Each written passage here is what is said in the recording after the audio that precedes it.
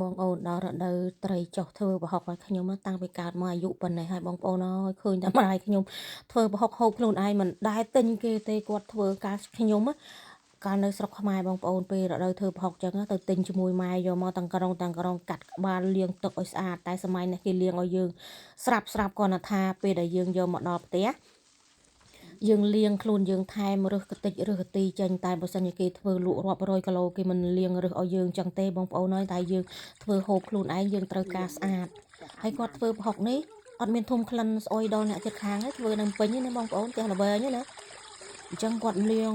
ត្រីនឹងឲ្យស្អាតរើសឲ្យស្អាតបានគាត់ទុកត្រីនឹងឲ្យស្រស់ទឹកគាត់ចាប់ផ្ដើមច្បាច់អំបិលគាត់ដាក់ច្បាច់ម្ដង1គីឡូហើយគាត់ខ្នាតរបស់គាត់ក្នុង1គីឡូហ្នឹងអំបិលប្រមាណអញ្ចឹងគាត់ច្បាច់ឲ្យសព្វបានគាត់ដាក់គីឡូបើយើងធ្វើម្ដង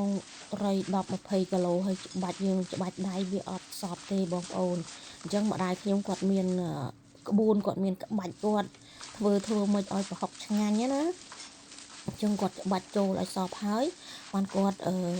ដាក់ចូលគីឡូហើយបានគាត់ច្បាច់1គីឡូអញ្ចឹងទៀតទៅហើយនៅពេលដែលគាត់ច្បាច់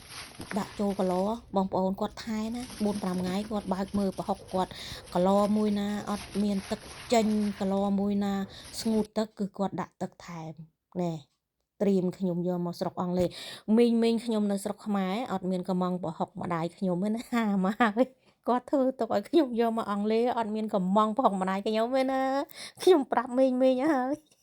ឮថាមីងកំងច្រើនណាម្នាក់សិតតែ4-10គីឡូអត់ទេម៉ែថាអស់ទេម៉ែធ្វើហត់ណាទុកឲ្យកូនយកមកអង់គ្លេស